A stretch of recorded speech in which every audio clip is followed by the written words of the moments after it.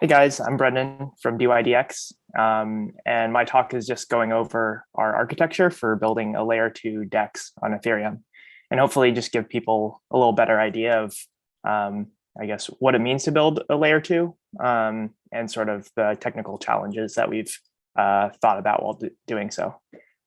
So first of all, just going over the basics, kind of like what do we want to achieve when running an exchange. And in our case, we're running a perpetual exchange where you basically deposit collateral. I have this point number 2, stuff happens. So that's like trading, funding payments, which is sort of like the equivalent of like either paying or receiving interest, depending on what your position is, liquidations, basically everything that causes P&L. And then sort of eventually you want to withdraw your collateral after you've made or lost money on the exchange. So those are kind of like the basic steps, or basically what we want to achieve is deposits, stuff happens, and withdraw. So what does that mean? So basically we are batching different transactions. So these trades, these funding payments, et cetera, into what we call blocks or layer 2 blocks. And these blocks are sent to the layer 1 every so often. So we try to keep most things happening off chain and then basically putting as many things as we can into a single layer 2 block and then publishing that proof on chain. In our case, we have on-chain data availability. So that means sort of before the state transition happens, we post to the contract all of the changes to balances that are happening on chain. And then also in a separate transaction, a zero knowledge proof, or I guess there's some knowledge because you have the on-chain data availability, but basically a proof that the balance changes happen according to some predefined rules. So there's basically like a sort of like smart contract enforcing this state transition. Please excuse my my dog's barking. So just going over sort of the transaction types that we support. The first is a deposit, where you need to move your funds somehow from layer 1 to layer 2. So a user has to send a layer 1 transaction, and this moves your collateral, your funds, into the layer 2 contract. Then as part of the block, if this deposit transaction is included, then it's basically moving the funds that are held in the layer 1 to the layer 2. So in this first point, the user is moving funds on the layer 1, and they kind of get held in this escrow contract, if you will, and it waits for the deposit to actually get included in the layer 2 to move the funds from layer 1 to layer 2, and sort of marks them as used on layer 1. It's sort of kind of like a trustless guarantee. If the deposit is not processed in the layer 2, then after a while, the user can just cancel the deposit and be like, hey, I want my funds back. The other main thing that happens is trading. Users sign each of their orders. So let's say I want to buy the BTC perpetual at a certain price for a certain fee, and I want the order to expire after this many hours. So user cryptographically signs each order with their private key, and each trade will happen between two parties who have placed their orders. And then we guarantee at the end, according to the smart contract, that each party is well collateralized. So that just means they've basically posted enough margin. You can't post $10 worth of margin and be trading millions of dollars, for example. There are price updates because we're trading perpetuals. So everything is basically trading on leverage using collateral. So you can update any number of different asset prices. This is just, if you want to update the Bitcoin price and Ethereum price, for example, all of these prices are signed by some predefined quorum of signers. In this case, we've partnered with Chainlink to provide that data. And these are used for, as I mentioned before, checking the collateralization during trades to make sure all accounts are well collateralized. Also a thing for determining liquidations, like can we liquidate this account? And we can if the account doesn't have enough collateral, for example. And then lastly, for funding payments, which is sort of a perpetual specific thing. And I mentioned that's sort of like an interest rate thing, which I'll talk a little bit more about later, or I guess right now. So the funding payments are basically specific to trading perpetuals. And basically, in a peer-to-peer way, all the people who hold long positions pay short positions, or maybe vice versa, depending on basically how the synthetic asset is trading against the real asset. So basically, if a lot of people want to go long Bitcoin, for example, then the asset may be trading at a premium to the actual price of Bitcoin. And in that case, people who hold long positions will pay short positions. And that sort of provides incentive for the BTC perp to stay in line price-wise with actual price of BTC. So there are certain rules enforced around this. For example, the smart contract enforces a limit on the maximum funding rate that can be paid, so that you're not just that the layer 2 can't just charge an arbitrary funding rate on people's positions. And as mentioned before, this uses the Oracle price. The other thing that people want to do is withdrawing from the exchange, of course. So this moves the collateral from the layer 2 to the layer 1. In this transaction that gets included in the layer 2, after that block is mined, the user must then send a separate layer 1 transaction, basically to move the funds from the contract back to their wallet or to another address that they want.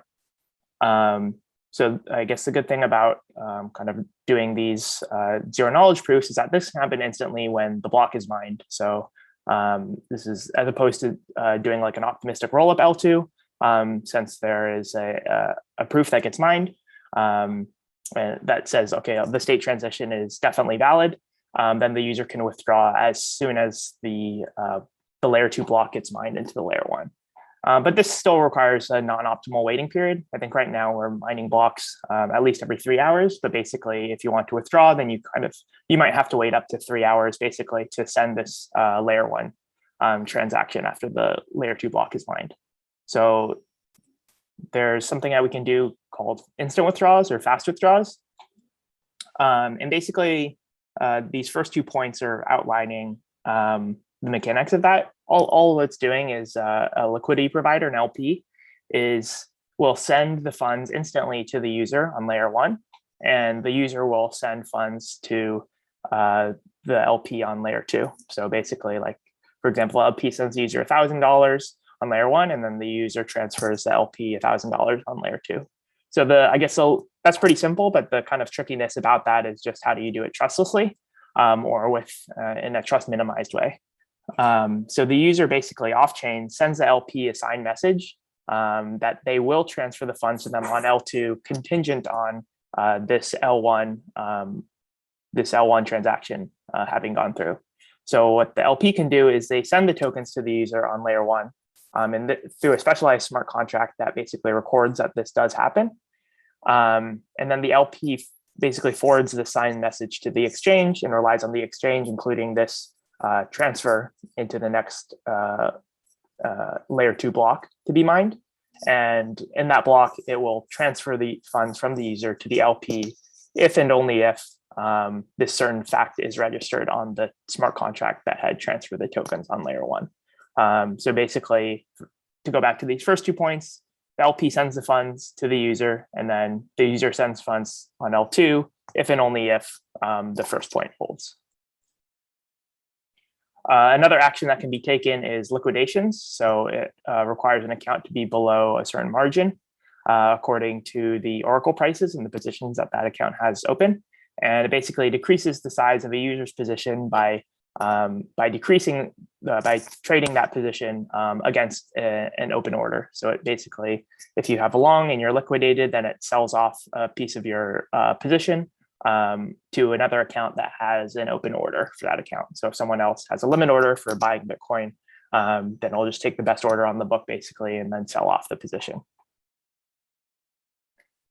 Okay, so I want to talk a little about forced actions, which are basically how do you make sure that things are done in a trustless or trust minimized way. So basically what you want is you want to impose actions on the layer 2 by taking action on the layer 1. And that basically means that for the purposes of self-custody and stuff like this, you want to be able to make sure that you can withdraw your funds because you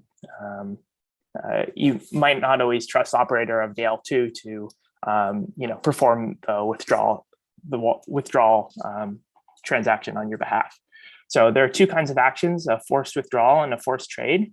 And basically, these are signed by the user. These are layer 1 transactions that they send to the contract. And the layer 2 must process these within a timeout period. Otherwise, the exchange will shut down and everyone will receive their funds back. So the L2 either has to process them, like say the user does a withdrawal, then they have to give the user their money back, or they can also prove that the withdrawal is invalid. For example, if the user says, I want to withdraw $1 million, but the user only has $10, then the L2 still has to include this transaction in the L2, but it can prove basically that's invalid, like, oh, this user doesn't have $1 million. I guess there are other considerations I want to touch on, stuff like minor extractable value. Since there's no competition for blocks, each block is currently signed by multiple parties, so us at dYdX and also Starkware, who we work with, for example. So there might exists some level of MEV, which means basically like some benefit in doing stuff like reordering transactions and stuff like that. And that's currently somewhat unavoidable, but basically you can optimize some of the proofs or some of the rules around the exchange by creating optimizations that don't actually make the exchange more trustless. So for example, one optimization that we did was rather than prove every single price transition, you really only have to prove the highest and lowest prices for each asset within the L2 block. Since theoretically you can basically just reorder all of the price updates, it doesn't make the exchange any less trustless to just prove the highest and lowest values. And some stuff coming up in the near future would just be right now, all the contract upgrades and parameters are controlled by dYdX token governance. And we continue to work on new features and making things more gas efficient. So proofs continue to get more both gas efficient and CPU efficient. And I guess right now you need to sort of like, when you sign orders, the layer 2 can't use the typical Ethereum crypto parameters. So there's basically like you kind of like need to link a new start key. And something that's coming up is you won't need to send basically this additional transaction to onboard onto the exchange. And that's all I had for today. So thank you. And hopefully that helped kind of people understand what a layer 2 is and the different considerations that go on in running one.